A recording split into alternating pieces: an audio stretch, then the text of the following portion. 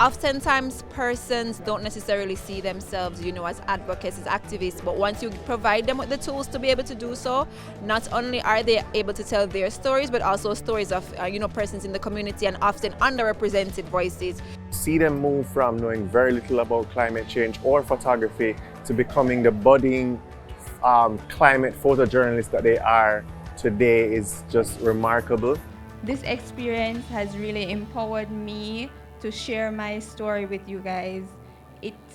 Because it is a personal story, it doesn't seem impactful, but I saw that it is very different from everybody's experience and that it is valuable to share it with you so you guys get to see inside of what is happening into my community.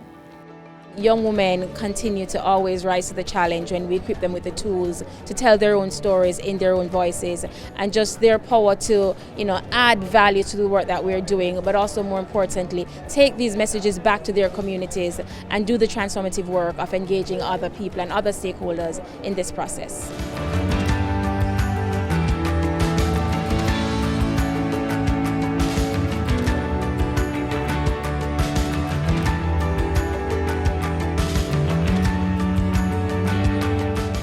When we look at the pictures, from blue drums to dripping or dried taps, from beads of sweat that wet the brow to the blistered and tired hands of women washing at the river,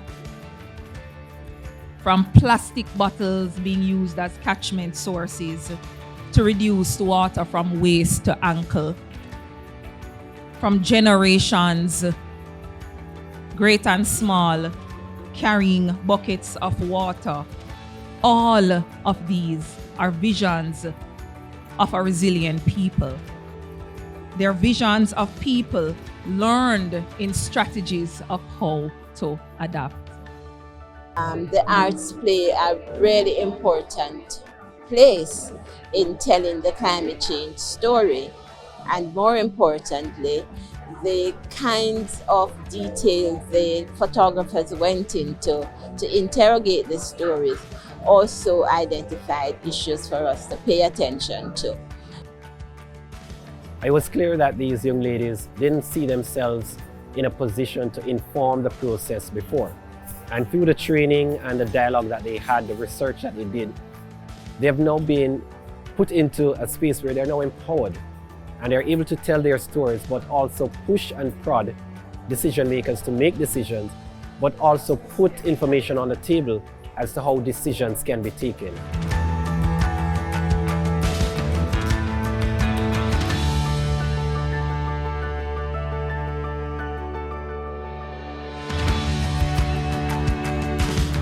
One of the things that we have also observed is that it's not enough to give underrepresented women a means to express themselves. It's important to also push those stories and those voices in the right tables. It was a very eye-opening and a very integrated experience that we at the Climate Change Division have taken keynote of. We would like to probably see how we can expand our Climate Change Focal Point Network to include some of the players that are here today. As policymakers, it opened our eyes to seeing how we can incorporate some of the challenges in some of the programs and projects that we have. Well, my plan is to gather the ladies in my community one more time to go to our constituency office. I don't want to hear a petition, I want to hear something more stern so that we know our dues from there. I want to use their story to build awareness around these issues, and I think it's something that could be used as part of a national campaign.